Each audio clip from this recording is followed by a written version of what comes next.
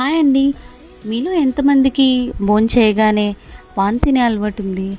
So, మన వైజాగ్‌లో different types of pans ఎక్కడ దొరుకుతాయో చూసేద్దాం రండి. సో, ఇక్కడ మనం చూసుకున్నట్లయితే ఇక్కడ చాలా డిఫరెంట్ టైప్స్ ఆఫ్ ఫ్లేవర్స్ దొరుకుతాయి. సో, పాన్‌లో డిఫరెంట్ ఫ్లేవర్సా? ఎప్పుడైనా విన్నారా?